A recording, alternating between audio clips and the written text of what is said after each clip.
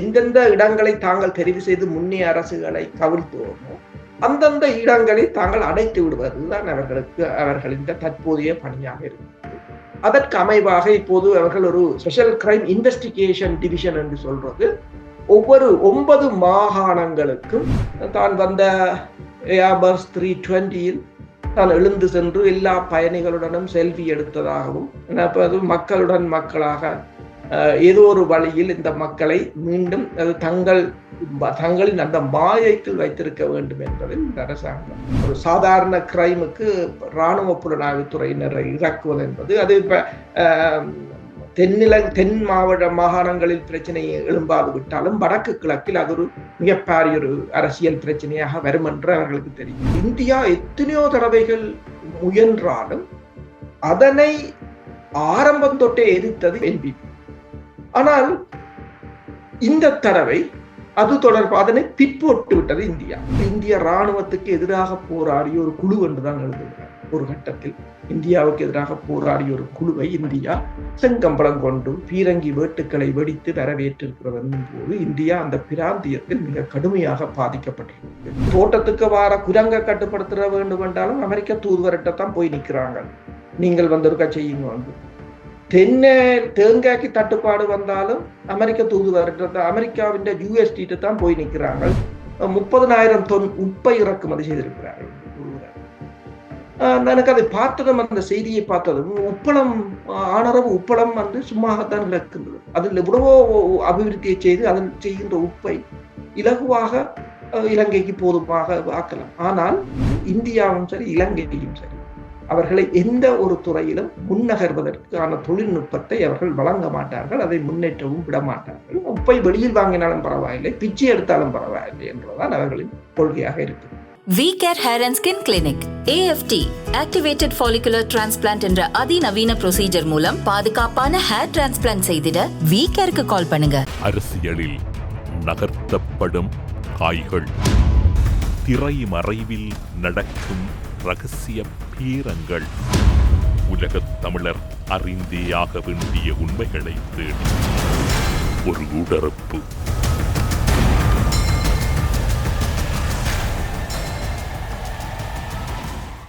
பிரித்தானியாவில் இருக்கும் கலாநிதி பிரபாகரன் எல்லோராலும் நன்கு அறியப்பட்டு பரிச்சயமான இராணுவ ஆய்வாளர் வேல்ஸிலிருந்து அருஸ் அவர்களை ஊடறுப்பு நிகழ்ச்சியோடு இணைத்திருக்கின்றோம். ஊடறுப்பு நிகழ்ச்சியின் சார்பில் உங்களை வரவேற்பதில் மகிழ்ச்சி. வணக்கம். வணக்கம் தமிழரசு. ஊடறுப்பு நேயர்களுக்கு எனது அன்பு கலந்த வணக்கம். இலங்கையின் புதிய ஆட்சியாளர்கள் பல வியூகங்களை அமைத்துக் கொண்டு வருகின்றார்கள். நீங்கள் கடந்த ஊடறுப்பு நிகழ்ச்சியில் உங்களுடைய கருத்தாக பதிவு செய்திருந்தீர்கள் அரசு சார்பற்ற நிறுவனங்களின் பதிவு தொடர்பில்.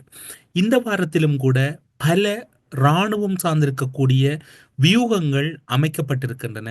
பல வியூகங்கள் ஜனவரி மாதத்திலிருந்து நடைமுறைக்கு வருகின்றன. இந்த அரசினுடைய இராணுவம் சார்ந்திருக்கக்கூடிய மறைமுக அணுகுமுறையையும் அதனுடைய தயார்படுத்தலையும் இராணுவ நோக்கில் நீங்கள் எப்படி பார்க்கிறீர்கள்? படை குறைப்பென்று ஆட்சியை ஏற்படுத்தியவர்களின் இந்த நகர்வுகள்.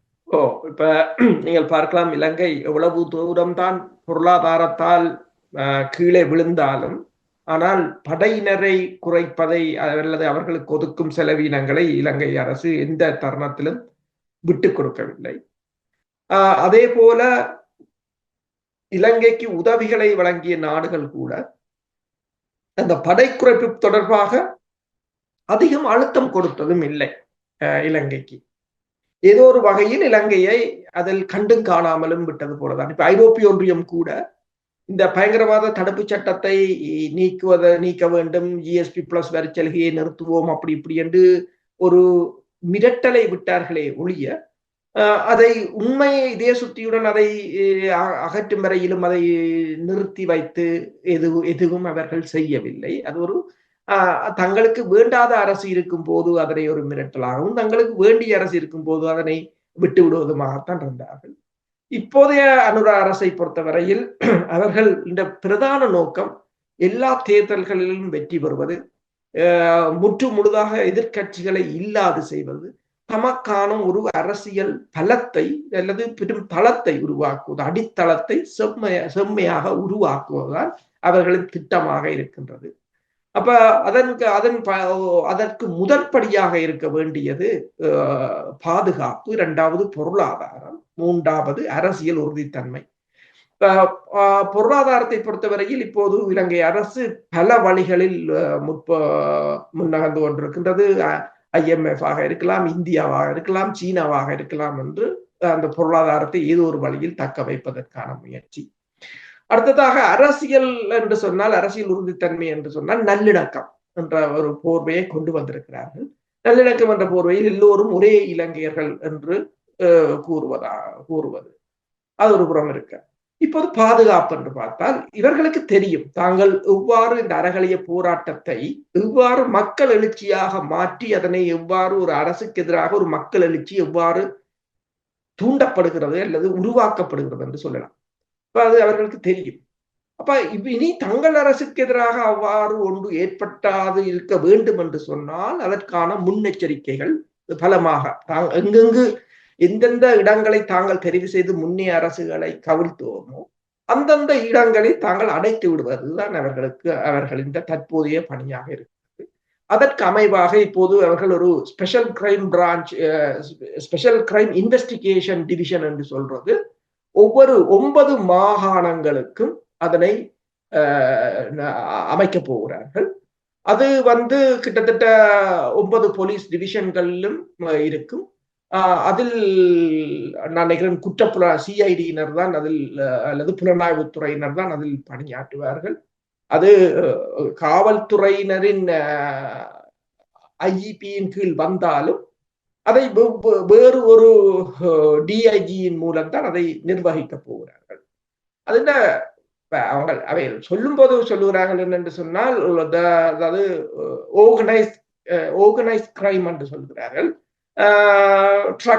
டிராபிக்கிங் என்று சொல்கிறார்கள், வேற கிரைம்ஸ் என்று சொல்கிறார்கள். ஆனால் உண்மையில் என்னென்று சொன்னால் அந்த கேங்ஸ், அதாவது இப்ப உங்களுக்கு தெரியும் இந்த அறகலிய போராட்டம் இடம்பெற்ற போது திடீரென்று கிராமப்புறங்களில் இருந்து பேருந்துகளில் என்னென்றா இந்த ஆயிரக்கணக்கான லட்சக்கணக்கானவர்கள் கொழும்பில் குவிந்தார்கள், 10,000-கணக்கானவர்கள்.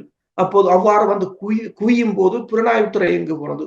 புலனாய்வுத்துறை இதை கண்டறியாமல் விட்டது என்னென்று.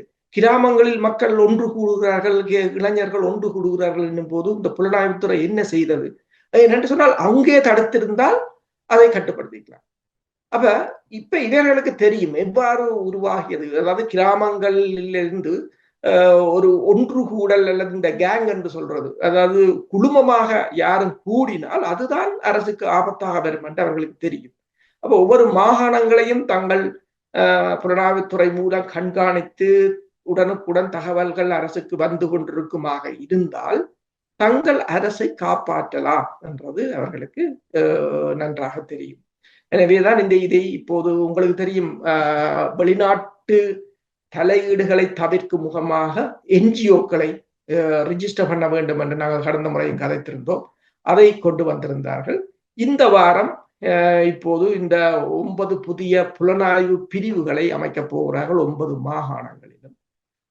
அது ஜனவரியில் இருந்து அது இயங்க போகின்றது.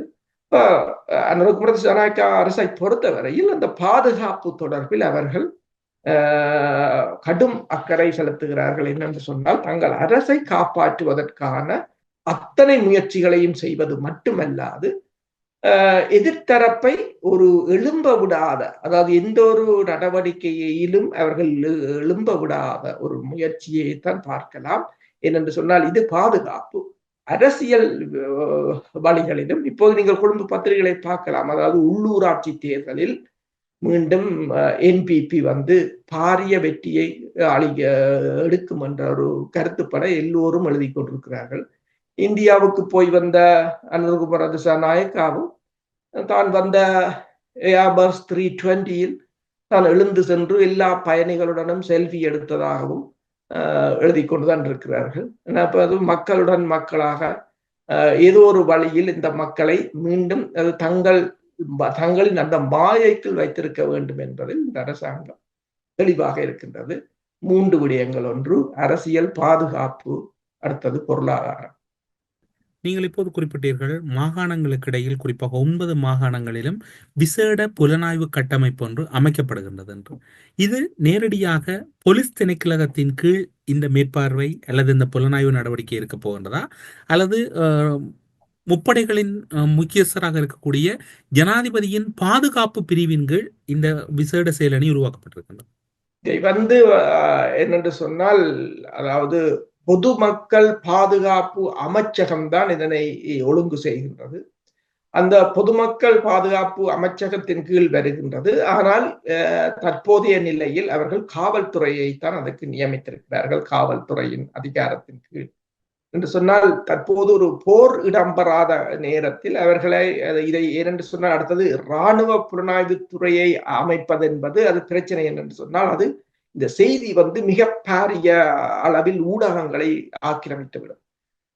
ஏனென்று சொன்னால் இப்ப ஒரு சாதாரண கிரைமுக்கு இராணுவ புலனாய்வு துறையினரை இறக்குவது என்பது அது இப்ப தென் மாகாணங்களில் பிரச்சனை எழும்பாது விட்டாலும் வடக்கு கிழக்கில் அது ஒரு மிகப்பெரிய ஒரு அரசியல் பிரச்சனையாக வரும் என்று அவர்களுக்கு தெரியும். ஆனால் அதே சமயம் அதை மாற்றி பெயரை மாற்றி காவல்துறையாக மாற்றிவிட்டால் காவல்துறையினர் சாதாரணமாக இந்த போதை வஸ்து பிரச்சனை, மற்றது குழுமமாக சண்டைகளில் ஈடுபடுவது, குற்றச் செயல்களை புரிபவர்களை தடுப்பது போன்ற ஒரு பாவனையாகத்தான் இருக்கும். திடீரென்று இவர்கள் இந்த 9 சில சமயங்களில் நாங்கள் யோசிக்கலாம், சில மாகாணங்களில் கடும் குற்றங்கள் அதிகம் என்று சொன்னால் அந்த மாகாணங்களுக்கு நியமிக்கலாம். ஆனால் இது அப்படி இல்லை, ஒரு ஆர்கனைஸ்டா தான் நியமிக்கிறார்கள். அதாவது 9 மாகாணங்களுக்கும் ஒரு தனிப்பிரிவாக அமைக்கிறார்கள் என்னும் போது உண்மையில் அதை இராணுவமாக அமைக்காமல், இராணுவமாக அமைத்தால் அது இங்க மட்டுமில்லை அனைத்துலக ஊடகங்களிலும் அது ஒரு பெரிய பேசு பொருளாக இருக்கும் என்பது அவர்களுக்கு தெரியும். ஆனால் அதையே காவல்துறை என்ற ஒரு போர்வையின் கீழ் கொண்டு வந்தால் அது பெருசாக ஊடகங்களை கவராது. ஆம், நீங்கள் குறிப்பிட்ட இந்த விடயம் ஜனாதிபதி அனுரகுமார திசாநாயக்காவாலும் உன்னிப்பாக அவதானிக்கப்படுவதற்கு வாய்ப்பு இருக்கின்றது. உண்மைதான். அவரின் நடவடிக்கையின் கீழ் தான் இந்த அமைச்சகத்தால் அது கொண்டு வரப்படுவதாக கூறப்படுகின்றது. பல விடயங்கள் இப்ப அனுரகுமார திசாநாயக்கா பல விடயங்களில் அவர் நேரடியாகவே ஈடுபடுகிறார், அல்லது அவர் நேரடியாகவே அதனை கேட்டு அறிந்து கொள்கிறார். உதாரணமாக நீங்க பார்க்கலாம், இப்ப இந்திய பயணத்தின் போது கூட இந்தியாவிலிருந்து வந்த பிற்பாடு அவர் நேரடியாக சென்று மல்வத்த ஆஸ்கிரிய பீடாதிபதிகளை சந்தித்து அங்கு என்ன நடந்தது, நான் என்ன பேசினேன், என்ன சொன்னேன் என்றதை வடிவாக கூறிவிட்டு சென்று விட்டார். இப்ப மதம் சார்ந்த நிலைமையாக இருக்கலாம், அல்லது அரசியல் சார்ந்த பிரச்சனையாக இருக்கலாம், அல்லது எதிர்கட்சிகள் சார்ந்த பிரச்சனையாக இருக்கலாம், எல்லாவற்றையும் அவர் தனது நேரடி கட்டுப்பாட்டில் தான் வைத்திருக்கின்றார். அது தெளிவாக தெரிகின்றது. நீங்கள் இப்போது இந்தியா சென்று வந்த விடயம் தொடர்பில் குறிப்பிட்டீர்கள். இந்திய ஊடகங்கள் அளவுக்கு மீறி அல்லது மிகைப்படுத்திய செய்திகளை வெளியிடுவதாக சீன ஊடகங்கள் மேற்கோள் காட்டி செய்திகளை வெளியிட்டிருந்தன. அந்த செய்தியின் உண்மைத்தன்மை உங்களால் எப்படி பார்க்கப்பட்டது? உண்மைதான். இந்தியாவை பொறுத்தவரையில் என்னென்று சொல்வது, இந்திய ஊடகங்கள் நானும் அந்த செய்திகளை பார்த்தேன். நான் பார்த்தவுடன் யோசித்தேன், என்ன கூறினார்கள் என்று சொன்னால், அனுரகுமார திசாநாயக்கா கூறிவிட்டார், இலங்கையில் இந்த இந்தியாவுக்கு எதிரான சக்திகளை கால் ஊன்ற விட மாட்டோம். எங்கிருந்து கூறுகிறார்? இந்தியாவிலிருந்து கூறுகிறார். யாரும் இந்தியாவில போய் நின்று நான் இந்த நாட்டில இந்தியாவுக்கு எதிரான சக்திகளுக்கு இடம் கொடுப்பேன் என்று யாரும் சொல்லுவாங்களா? இல்ல, அங்க போறவன் அப்படித்தான் சொல்லுவான். அப்ப அத பெரிய செய்தி ஆக்கும் போதே அவங்களோட பலவீனம் அப்பட்டமாக தெரிந்து விட்டது. இந்தியாவின் பலவீனத்தை அந்த ஊடகங்கள் தங்களை அறியாமலே அந்த பலவீனத்தை வெளிக்கொண்டு வந்து விட்டார்கள். ஒரு சாதாரண செய்திக்கு பெரிய முக்கியத்துவம் கொடுக்கும் போது அது அந்த நாட்டின் பலவீனம் அம்பலமாகிவிடும். அதுதான் உண்மையும் கூட. ஏனென்று சொன்னால் நீங்கள் பாருங்கள், இந்த எட்கா என்ற ப்ராஜெக்ட், அதாவது தொழில்நுட்பம் மற்றது வர்த்தகம் தொழில்நுட்பம் தொடர்பான இரு நாட்டுகளுக்கும் இடையிலான உடன்பாடு, அது இந்தியா எத்தனையோ தடவைகள் முயன்றாலும் அதனை ஆரம்பம் தொட்டே எதிர்த்தது என்பிபி. ஆனால் இந்த தடவை அது தொடர்பாக அதனை பிற்போட்டு விட்டது இந்தியா. அடுத்ததாக நீங்கள் பார்க்கலாம், பாலம் கட்டுவது. அதாவது அங்கு வடக்கு இந்தியாவுக்கும் இலங்கைக்கும் பாலம் கட்டுவது என்று கூறினார்கள். பௌத்த துறவிகள் ஒரு தடவைதான் இந்திய தூதுவரை சந்தித்து நல்லொரு விளக்கம் கொடுத்தார்கள். எங்களுக்கு பாலம் தேவையில்லை, உங்களது ஊரில் இருந்து கஞ்சா கொண்டு வருவதற்கு இங்க பாலம் தேவையில்லை. அது மட்டுமல்லாது அவர் கூறியது ஒன்றுதான், இலங்கையின் பாதுகாப்புக்கு அது ஆபத்தானது என்றார். அத்துடன் இந்த இதில் பாலம், அதாவது இதை நான் கூறவில்லை, கொழும்பில் இருந்து வருகின்ற ஆங்கில பத்திரிகைகள் வடிவாக எழுதியிருந்தார்கள். என்னென்ன ஒமிட் பண்ணப்பட்டிருக்கிறது. பாலத்தை மூச்சு விடவே இல்லை இந்தியா. 13வது திருத்தம், அதையும் நான் கூறவில்லை. இந்தியாவிலிருந்து வருகிற இந்து பத்திரிகையை நீங்கள் தூக்கி பார்த்தா தெரியும், அதை இந்தியா மூச்சை விடவில்லை. ஏனென்று சொன்னால் அந்த டிசம்பர் 16ஆம் தேதி இருதரப்பும் இணைந்து வெளியிட்ட ஊடக அறிக்கையில் இந்தியா மூச்சை விடவில்லை. ஏனென்று சொன்னால் அது அனுரகுமார திசாநாயக்காவின் தேர்தல் பரப்புரையிலும் அவர் கூறவில்லை, அரசு தலைவர் தேர்தல் பரப்புரை, நாடாளுமன்ற தேர்தல் பரப்புரையிலும் அந்த கட்சி அதனை கூறவில்லை என்றால் இந்தியாவும் அதனை மறைத்தே விட்டது. மீனவர் பிரச்சனையும் அவ்வாறுதான். அதாவது இலங்கை அரசு சில விட்டுக் கொடுப்புகளை செய்திருக்கிறது, இந்தியா இன்னும் சில விட்டுக் கொடுப்புகளை செய்திருக்கு. அப்ப இந்த நிலைமைகளை நீங்கள் பார்த்தீங்கன்னு சொன்னால் இலங்கைக்கும் இந்தியா ஏதோ ஒரு வகையில் தேவையாக இருக்கின்றது, இந்தியாவுக்கும் இலங்கை தேவையாக இருக்கின்றது. இப்ப இருதரப்பும் ஒரு விட்டு கொடுப்புக்கு கொடுத்து வந்ததாகத்தான் பார்க்கக்கூடியதாக இருந்தது. இந்தியாவின் முன்னைய ஒரு மிரட்டல் துணியோ அல்லது முன்னைய ஒரு பிராந்திய வல்லரசு என்ற அந்த இருமாப்போ இந்த முறை அனுரகுமார திசாநாயக்கா சென்ற பயணத்தின் போது நீங்கள் பார்க்க முடியாது. 21 பீரங்கி வேட்டுக்களை வெடித்து செங்கம்பளம் கொண்டு வரவேற்றிருந்தார்கள். அதுவும், அதாவது நான் இதை கூறவில்லை, கொழும்பு பத்திரிகையிலே நீங்கள் பார்த்தால் தெரியும், இந்தியாவை ஒரு கட்டத்தில் இந்திய இராணுவத்துக்கு எதிராக போராடிய ஒரு குழு என்றுதான் எழுதுகிறார். ஒரு கட்டத்தில் இந்தியாவுக்கு எதிராக போராடிய ஒரு குழுவை இந்தியா செங்கம்பளம் கொண்டு பீரங்கி வேட்டுக்களை வெடித்து வரவேற்றிருக்கிறது என்னும் போது இந்தியா அந்த பிராந்தியத்தில் மிக கடுமையாக பாதிக்கப்பட்டிருக்கிறது. அது தெளிவானது ஒன்று. இப்ப டிப்ளமேட் என்று வருகின்ற அந்த பத்திரிகையை நீங்கள் பார்த்தீங்கன்னா அவர்கள் எழுதியிருக்கிறார்கள், இந்த பயணம் தொடர்பாக அவர்கள் எழுதியிருக்கிறார்கள் என்று சொன்னால், இந்தியாவின் அந்த சாகார் என்ற மோடி 2015ஆம் ஆண்டு ஆரம்பிக்கப்பட்ட ப்ராஜெக்ட் அது என்னென்று சொன்னால் அந்த பாதுகாப்பும் வளர்ச்சியும் இந்து சமுத்திர பிராந்தியத்தின் எல்லா நாடுகளுக்கும், அதாவது அயலவர்கள் தான் முதலாவது இடம் என்று சொல்லி மோடி மொரிசியஸுக்கு ஒரு கடற்படை கப்பலை கொடுத்து ஆரம்பித்து வைத்திருந்தார் 2015ஆம் ஆண்டு. அப்போ ஆரம்பித்து வைத்தது என்னென்று சொன்னால், இந்தியா எல்லா நாடுகளுடனும் நட்பாக இருந்து இந்த தனது பொருளாதாரத்தையும் தனது பாதுகாப்பையும் வலுப்படுத்திக் கொள்ள வேண்டும் என்பதுதான் அந்த திட்டத்தின் நோக்கம்.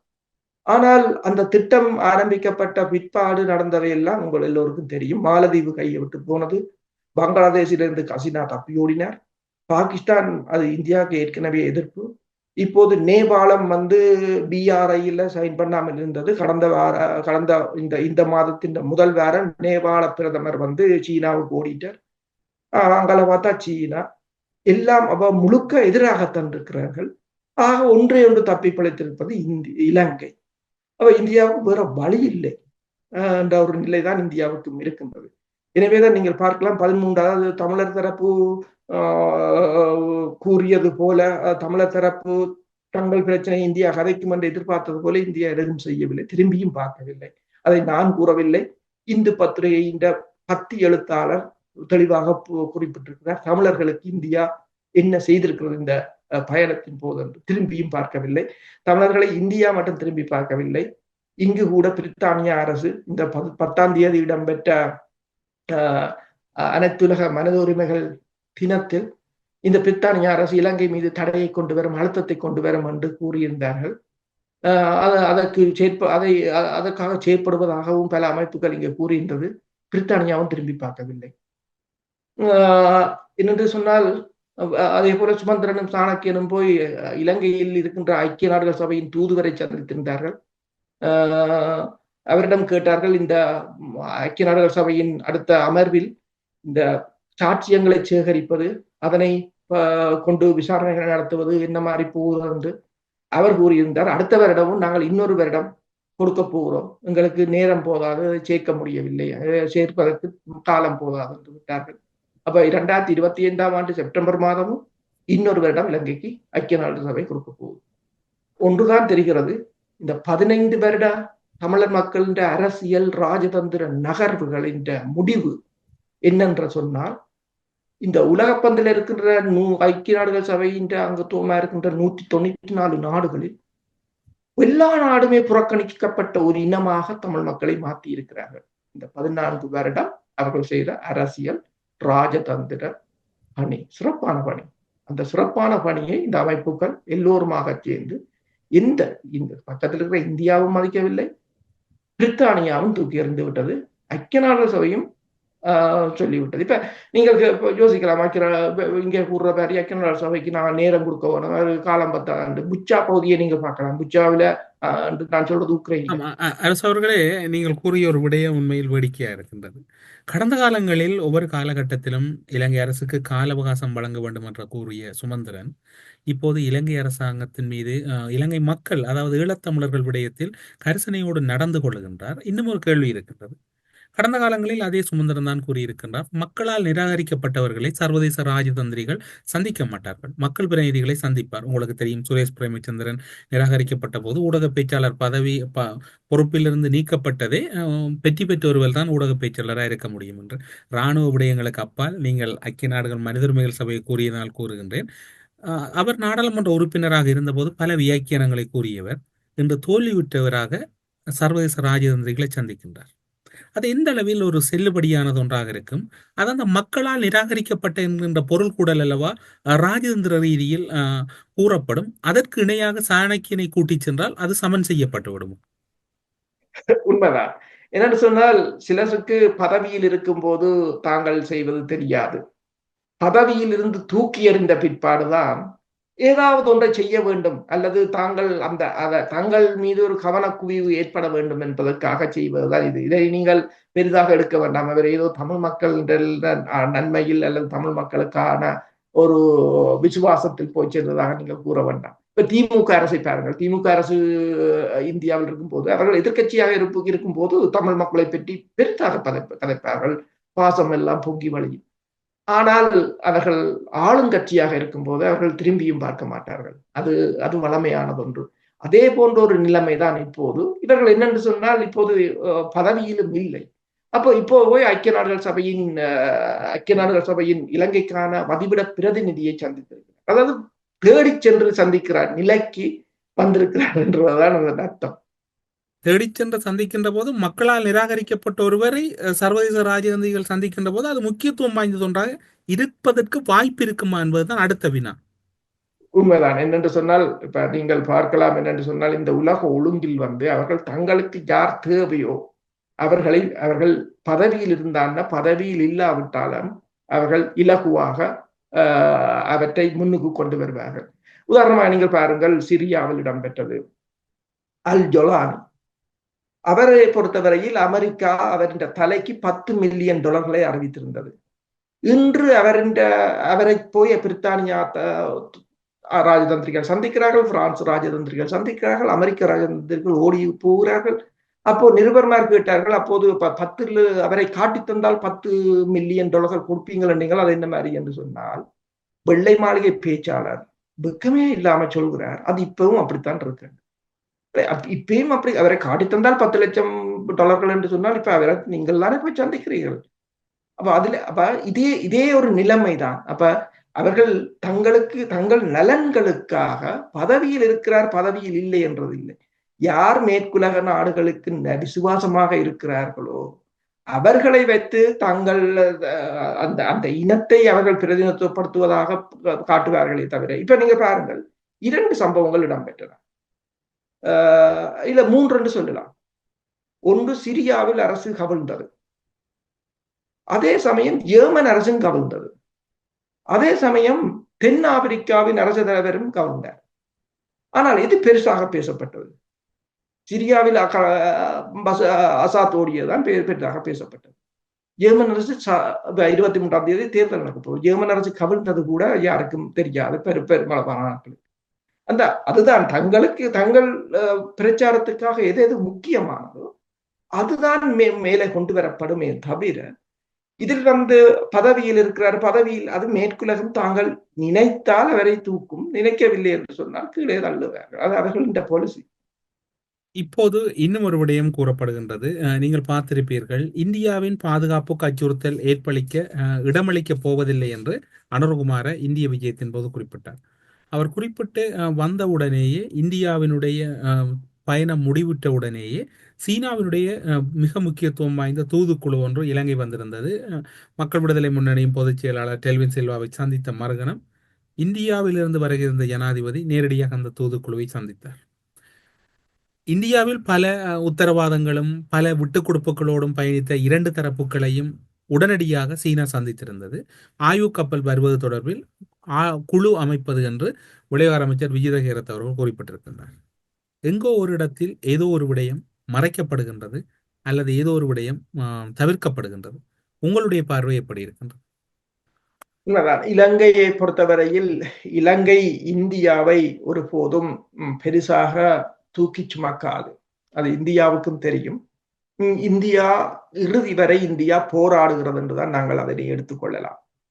உதாரணமாக நீங்கள் பார்க்கலாம், இந்த டிப்ளோமேட் அதன் அரசியல் பத்தியில் ஒன்று எழுதியிருந்தார்கள். இவர்களுக்கு இப்போது இந்தியாவுக்கு இவர்கள் கொடுத்தது என்னென்று சொன்னால் எரிவாயு திட்டம், இலங்கைக்கும் இந்தியாவுக்கும் இடையில் குழாய்களை அமைப்பது, மின்சாரத்தை பகிர்ந்து கொள்வது, அடுத்தது திருகோணமலையில் அமைக்கப்படுகின்ற காற்றாலை மின்சாரம், இவைதான் இப்போதைக்கு கொடுக்கப்பட்டது. அதாவது எட்கான்ற உடன்பாடும் இல்லை, பாலம் கட்டுவதும் இல்லை, மற்றது தமிழ் மக்கள் இந்தியா 13 அதுவும் கிடையாது. அப்ப இதில் கூட அவர்கள் கூறுகிறார்கள், திருவோணமலையில் அமைக்கப்படுகின்ற அந்த ப்ராஜெக்டில் 7000 குடும்பங்கள் பாதிக்கப்படும் என்பதால் அதுவும் நடைபெறுமோ தெரியாது என்ற ஒரு நிலையைத்தான் அவர்கள் கொண்டு வந்திருக்கிறார்கள்.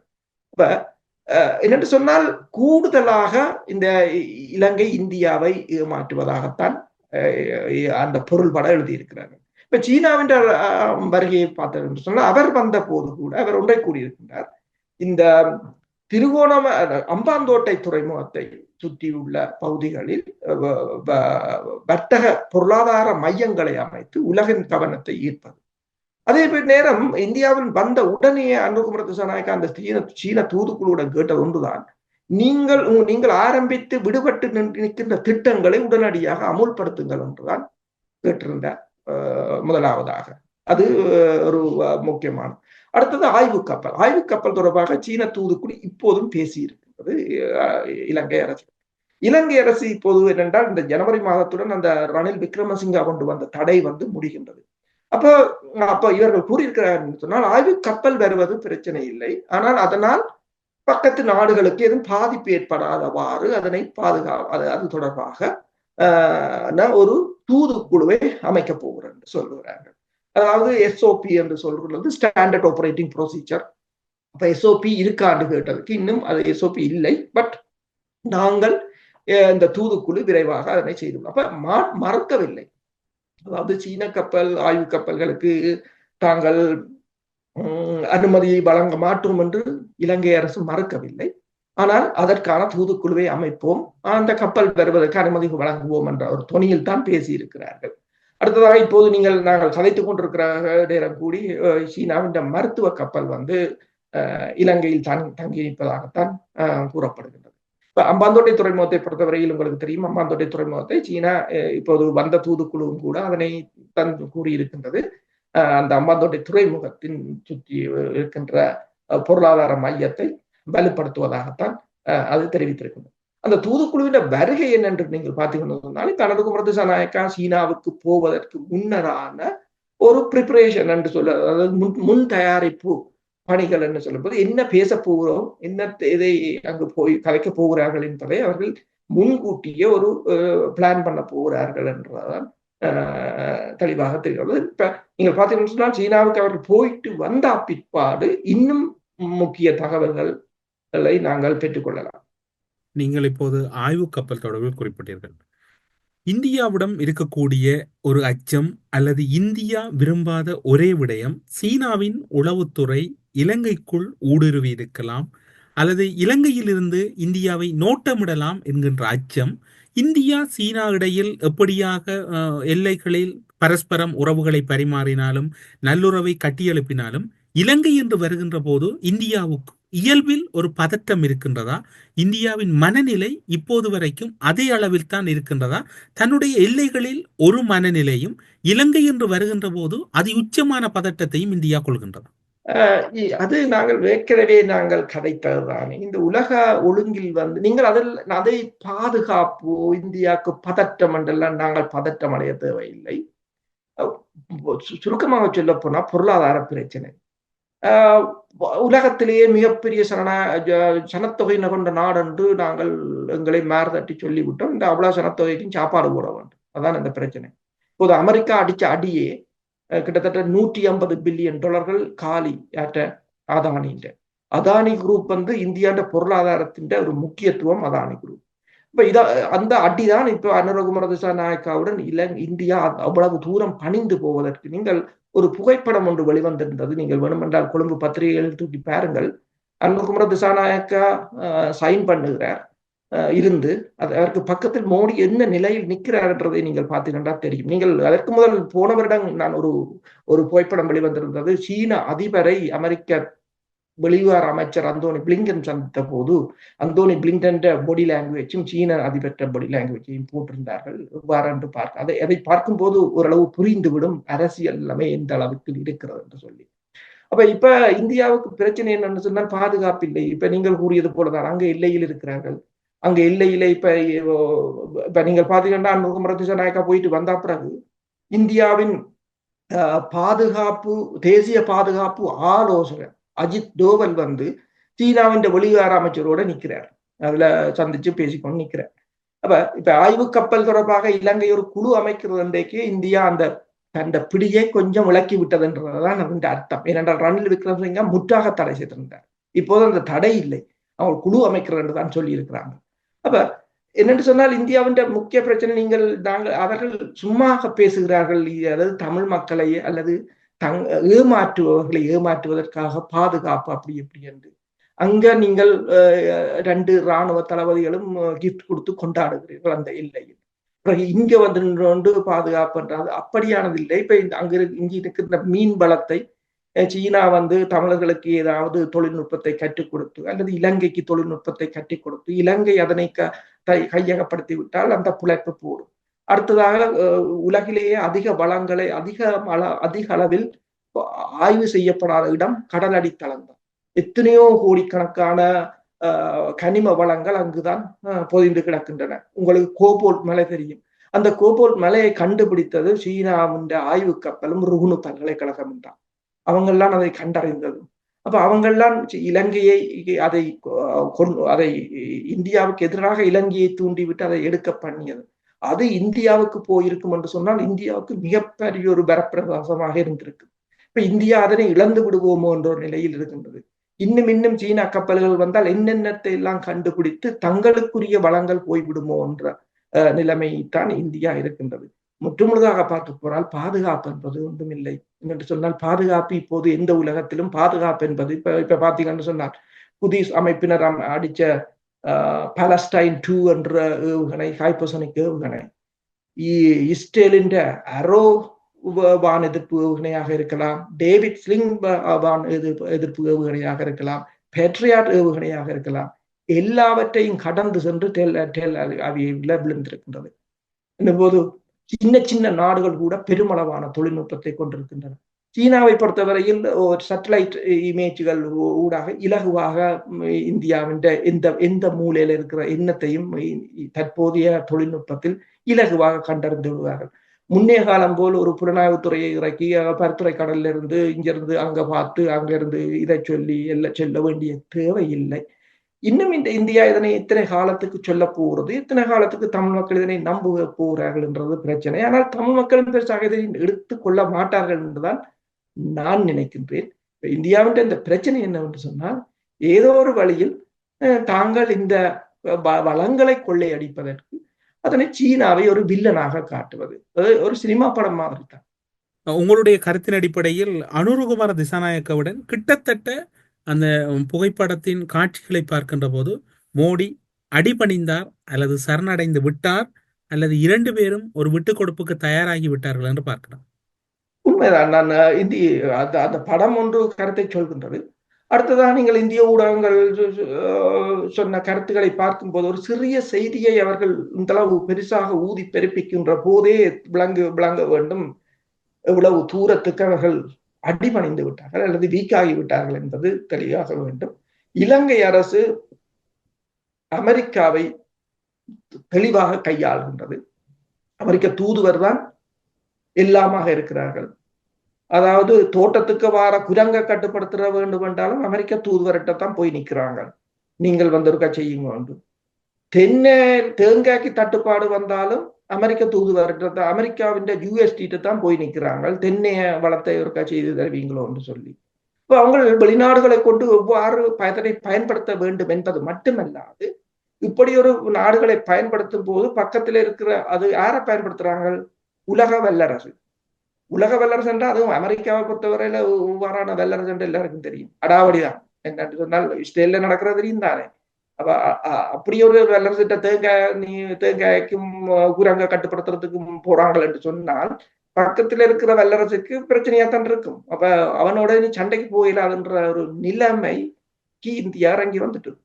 கடந்த காலங்களில் பரபரப்பாக பேசப்பட்ட விடயம், நாங்கள் ஆட்சிக்கு வந்தவுடன் உடனடியாக செய்யப்பட போகின்ற விசாரணைகளும் கைதுகளும் அவையாகவே இருக்கப் போகின்றன என்று உயிர்த்த ஞாயிறு தாக்குதல் தொடர்பில் அனுரகுமார திசாநாயக்க எதிர்க்கட்சியில் இருந்த போது பல சவால்களை விட்டிருந்தார். அதற்கிணையாக பேராயர் மல்கம் ரஞ்சித் ஆண்டகை அவர்களும் நான் யாரையும் நம்புவதற்கு தயாராக இல்லை, புதிய அரசில் அதனை எதிர்பார்க்கின்றேன் என்று குறிப்பிட்டார். அனுரகுமார திசாநாயக்க இந்தியாவிலிருந்து வருகின்ற அதே வேளையில் ஆயர் மல்கம் ரஞ்சித் அவர்களினால் ஒரு கருத்து முன்வைக்கப்படுகின்றது. அரசாங்கம் விடயங்களை முன்னெடுக்க கால அவகாசம் வேண்டும். உயிர்த்த ஞாயிறு தாக்குதல் பற்றி கதைப்பதை அவர் நிறுத்திவிட்டார். கால அவகாசம் வழங்கப்பட வேண்டும் என்று கூறுகின்றார்.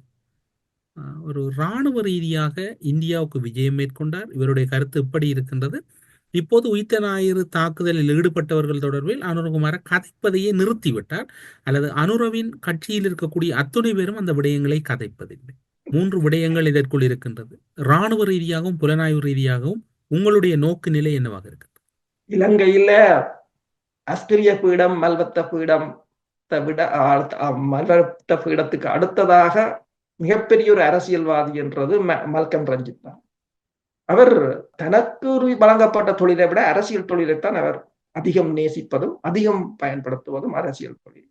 உண்மையில் அவர் தேசிய பட்டியலில் அவரை போட்டிருந்தால் தற்போதைய அரசுக்கு இன்னும் பலம் சேர்த்திருப்பார். ஏதோ ஒன்று. ஆனால் உண்மைதான், அவர் இந்த உயிர்த்த ஞாயிறு தாக்குதல் தொடர்பாக அடிக்கடி அரசியல் மாற்றங்களுக்காக அவர் அந்த சீனுக்கு வருவார், பிறகு காணாமல் போய்விடுவார். தற்போதைய அனுரகுமார திசாநாயக்க டீலில் அதுவும் ஒன்று. உங்களுக்கு ஞாபகம் இருக்குமோ தெரியாது, நல்லாட்சி காலத்தில் மைத்ரிபால சிறிசேன ஜனாதிபதி பதவியை புதிய ஜனாதிபதி தேர்தலை ஆரம்பிப்பதற்கு 1 மாதங்களுக்கு முன்னர் இதே மல்கம் ரஞ்சித் ஆண்டகை, அப்போது தேர்தல் திணைக்களத்தின் பொறுப்பு வாய்ந்த அதிகாரியாக இருந்த மஹிந்த தேசப்பிரிய ஆகிய இருவரும் கோட்டாபாய ராஜபக்சவை சந்தித்து வந்ததாக சிங்கள ஊடகங்கள் மற்றும் ஆங்கில ஊடகங்கள் பல விமர்சனங்களை முன்வைத்திருந்தன. அதன் தொடர்ச்சியாகவே அவர் வேட்பாளராக அறிவிக்கப்பட்டார். ஒரு தகவலுக்காக மட்டும் இதனை கூறுகின்றேன். உண்மைதான். அதாவது நான் கூறிய தகவல்களுக்கு நீங்கள் ஆதாரம் சேர்த்திருக்கிறீர்கள். அதுதான் உண்மை. என்னென்று சொன்னால், இப்ப இதுவும் இந்தியாவின் ஒரு இறங்கி வந்ததுக்குரிய காரணம், அல்லது தமிழ் மக்களை கூட இந்தியா கைவிட்டதுக்குரிய காரணம் ஏனென்று சொன்னால், இந்த உயிர்த்த ஞாயிறு தாக்குதல் தொடர்பான முற்றுமுழுதான புடி இந்தியாவின் பங்களிப்பு அனுரகுமார திசாநாயக்காவிடம் இருக்கின்றது. இந்தியா இறங்கி போகுமா இருந்தால் அனுரகுமார திசாநாயக்கா அதனை கைவிட சாத்தியங்கள் இருக்கின்றன. ஏனென்றால் அனுரகுமார திசாநாயக்காவுக்கும் தெரியும் இது ஒரு அந்த தாக்குதல் என்பது எல்லோருக்கும் தெரியும். உள்ளூரில் திட்டமிடப்பட்டு உள்ளூரில் நடத்தப்பட்டதும் இல்லை. அது ISIS நடத்தியதும் இல்லை. அது வெளிநாட்டு சக்திகள் நடத்தியது என்று தெரியும். அப்ப அந்த சக்திகளுக்கு மீறி இலங்கை போகாது. ஆனால் அதை ஒரு பேரம் பேசும் பொருளாக பயன்படுத்தும். இப்போது இலங்கையின் நடவடிக்கைகளுக்கு இந்தியா விட்டுக் கொடுப்பதும் அதுவும் ஒரு காரணம். அது இந்தியா அதனை இலங்கைக்கு விட்டுக் கொடுக்குது என்று சொன்னால் இவர்களும் ஒன்றை விட்டுக் கொடுக்கத்தான் வேண்டும். அப்ப அந்த தாக்குதல் தொடர்பான கதைப்பதை மெல்ல மெல்ல தவிர்த்து அதனை காணாமல் போக செய்து விடலாம். ஏனென்றால் மக்கள் மறந்து விடுவார்கள் அதனை, அல்லது இன்னொரு காலத்தை இழுத்தடிப்பது தானே. அப்ப இப்ப மல்கம் ரஞ்சித்தின் திருப்பி அதை பேசுகிறார் என்று சொல்லும் போது அவர் அரசியல்வாதிகளுடன் அவருக்கு நெருங்கிய தொடர்புகள் இருக்கின்றன. நீங்களும் இப்போது கூறியிருந்தீர்கள். தற்போதைய அரசியலில் எதை பேச வேண்டும், எதை பேசக்கூடாது என்பது மல்கம் ரஞ்சித்துக்கும் அவருக்கும் தெளிவாக தெரியும். இந்த அரசும் உங்களுக்கு தெரியும், மைத்ரிபால சிறிசேனா தெளிவாக கூறியிருந்தார் யார் தாக்குதலை நடத்தியது என்று. அது மட்டுமல்லாது தன்னை கொல்ல போகுது என்று கூட அவர் தெளிவாக கூறியிருந்தார். இப்ப இனி அனுர்குமார் திசாநாயக்கா இதை கையில் எடுத்து இதனை விசாரணை என்று கொண்டு செல்வார்களாக இருந்தால் அது அனுர்குமார் திசாநாயக்காவுக்கும் ஆபத்து என்பதும் தெரியும். இது எல்லாம் ஒரு அரசியலுக்குள் அமிழ்ந்து போய்விடக்கூடிய சம்பவங்கள். தனக்கு வரப்போகின்ற ஆபத்தினை உணர்ந்து உயிர்த்த ஞாயிறு தாக்குதலை கைவிட்டு விட்டார் அனுர என்று நீங்கள் கூறுகின்றீர்களா ராணுவ ரீதியாக? உண்மைதான் என்று சொன்னால் அது உள்ளூர்ல இடம்பெற்ற தாக்குதல், உள்ளூரில் தான் இது செய்யப்பட்டது, அல்லது உள்ளூர் ஆட்கள் தான் இதில் சம்பந்தப்பட்டார்கள் என்று சொன்னால் இலங்கை அரசு எப்போயோ நடவடிக்கை எடுத்தது. ஆனால் இது அதுக்கும் அப்பால் பட்டது. அப்ப இதை அனுர்குமார் திசாநாயக்கா இதனை கையில் எடுத்து இதனை மேற்கொண்டு செய்வாராக என்றால் அவரால் செய்யவும் முடியும். ஏனென்றால் அமெரிக்காவிடம் அத்தனைக்கான ஆதாரங்கள் இருக்கின்றன. அவைகள்லாம் எல்லா ஆதாரங்களையும் எடுத்துக்கொண்டு போனவர்கள். அதே போல இப்போ அமெரிக்காவிடமும் அந்த வல்லமை இருக்கின்றது. உதாரணமாக நீங்க பார்த்தீங்கன்னு சொன்னால் நான் நினைக்கிறேன் நெதர்லாந்தை சேர்ந்த ஒரு மிகப்பெரிய ஒரு கோடீஸ்வரர், அவரின் 3 பிள்ளைகள் நினைக்கிறேன் அவர்கள்லாம் இறந்தார்கள். அவர் ஒரு மிகப்பெரிய ஒரு கோடீஸ்வரர்.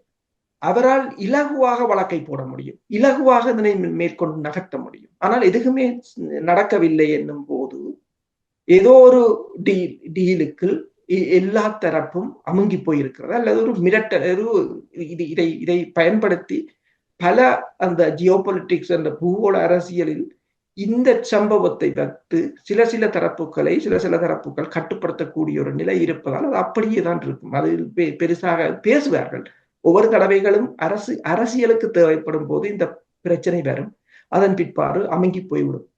ஒட்டுமொத்தத்தில் தமிழ் மக்களை கைவிடுவதற்கு அல்லது தமிழ் மக்கள் தொடர்பில் மோடி அரசு இந்திய அரசு பேசாமையை தவிர்ப்பதற்கு அனுர தரப்பில் உயிர்த்த ஞாயிறு தாக்குதல் கூட ஒரு வியூகமாக அல்லது உத்தியாக பயன்படுத்துவதற்கு அதிக சந்தர்ப்பம் இருக்கின்றது.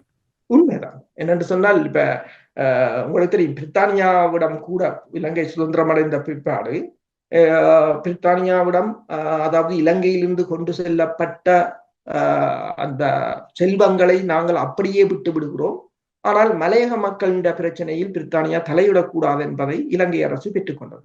ஒன்றை கொடுத்து ஒன்றை பெற்றார்கள். அதே போன்றதுதான் இப்போது இலங்கைக்கு அது இலகுவானது. இலங்கையை பொறுத்தவரையில் தனது எந்த விட்டுக் கொடுப்பையும் செய்யும். தமிழ் மக்களை எவ்வளவு தூரத்துக்கு, அதாவது தமிழ் மக்களின் பிரச்சனைகளை அமுக்குவதற்கு அவர்கள் எந்த விட்டுக் கொடுப்புக்கும் போவார்கள். உதாரணமாக நீங்க பாருங்கள், 30,000 தொன் உப்பை இறக்குமதி செய்திருக்கிறார்கள் என்று கூறுகிறார்கள். எனக்கு அதை பார்த்ததும், அந்த செய்தியை பார்த்ததும், ஆனரவு உப்பளம் சும்மாகத்தான் கிடக்கின்றது. அதில் எவ்வளவோ அபிவிருத்தியை செய்து அதில் செய்கின்ற உப்பை இலகுவாக இலங்கைக்கு போதுமாக ஆக்கலாம். ஆனால் அதை அவர்கள் செய்ய மாட்டார்கள். தமிழர் தரப்பில் தமிழ் மக்களின் இடத்தில் இந்தியாவும் சரி இலங்கையும் சரி அவர்களை எந்த ஒரு துறையிலும் முன்னகர்வதற்கான தொழில்நுட்பத்தை அவர்கள் வழங்க மாட்டார்கள், அதை முன்னேற்றவும் விட மாட்டார்கள். உப்பை வெளியில் வாங்கினாலும் பரவாயில்லை, பிச்சை எடுத்தாலும் பரவாயில்லை என்றுதான் அவர்களின் கொள்கையாக இருக்கும். அப்ப இது இலகுவானது ஒன்று. இலங்கை இந்தியாவை இந்த லொக்குக்குள் மாட்டுவதற்கு அனுர்குமார் திசாநாயக்காவுக்கு இலகுவானது ஒன்று. மீனவர் பிரச்சனையை பாருங்கள், ஏதோ பெரிதாக பேசினார்கள், ஆனால் அதையும் அங்கு பேசாமல் விட்டு விட்டார்கள் என்றால் இந்தியாவுக்கு அது மிக அதிக வருமானம் தரும் துறை. கிட்டத்தட்ட $3 பில்லியன் என்றால் சும்மா இல்லை. அப்ப அதை இந்தியாவுக்கு விட்டுக் கொடுத்தால் இந்தியா தமிழ் மக்களின் பிரச்சனையை இலங்கைக்கு விட்டுக் கொடுக்கும். அப்ப இது 2 தரப்பும் பல இடங்களில் காம்ப்ரமைஸ் ஆகி போயிருக்கிறது என்பது தெளிவானது ஒன்று. தென்னிலங்கை பத்திரிகைகளும் ஒன்றை கூறுகிறது, அனுர்குமார் திசாநாயக்காவும் மோடி அவர்களும் வெளியிட்ட அத்தனை உடன்பாடுகளும் ரணில் விக்ரமசிங்காவால் பேசப்பட்டது, முன்னைய அரசுகளால் பேசப்பட்டது. அப்ப இப்போது அந்த ஊடகங்களோடு எழுதுகிறது ரணில் விக்ரமசிங்காவின் தூர நோக்கு பார்வை அடித்தட்டு சிங்கள மக்களிடம் போய் சேரவில்லை என்றதைத்தான் அவர்கள் எழுதுகிறார்கள். இது எங்களுக்கு பிரச்சனை இல்லை, நாங்கள் தமிழ் மக்களின் பிரச்சனை, இது அவர்களின் சிங்களவர்களின் பிரச்சனை. ரணில் விக்ரமசிங்காவும் சரி, அனுர்குமார் திசாநாயக்காவும் சரி, அது சிங்களவர்களின் பிரச்சனை. ஆனால் இப்போது அவ்வாறு எழுதுகிறார்கள்.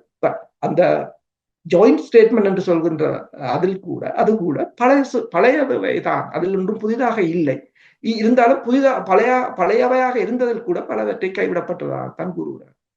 ஊடறுப்பு நிகழ்ச்சியில் இணைந்து கொண்டு இலங்கையின் இராணுவம் மற்றும் புலனாய்வுத்துறை சார்ந்திருக்கக்கூடிய தகவல்களையும் அரசியல் மற்றும் பிராந்திய வல்லரசுகளின் ராஜதந்திர நகர்வுகளையும் இலங்கை அரசின் மதிநுட்பமான இந்திய அரசை கையாளுகின்ற விவகாரங்களையும் எதிர்வரும் நாட்களில் இந்திய அரசுக்கு இலங்கையில் ஏற்பட போகின்ற சவால் நிலைகளும் தொடர்பிலான பல்வேறுபட்ட புதிய தகவல்களை ஊடறுப்பு நிகழ்ச்சியின் வாயிலாக பகிர்ந்து கொண்டமைக்கு சிறப்பு நன்றிகளோடு உங்களிடம் விடைபெற்றுக் கொள்கிறோம். நன்றி, வணக்கம்.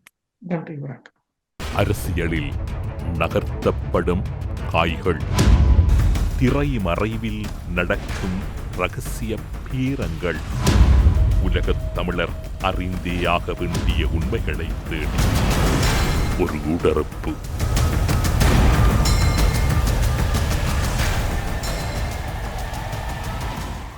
V-Care Hair and Skin Clinic AFT Activated Follicular Transplant என்ற அதிநவீன ப்ரொசீஜர் மூலம் பாதுகாப்பான ஹேர் டிரான்ஸ்பிளான்ட் செய்திட V-Careக்கு கால் பண்ணுங்க.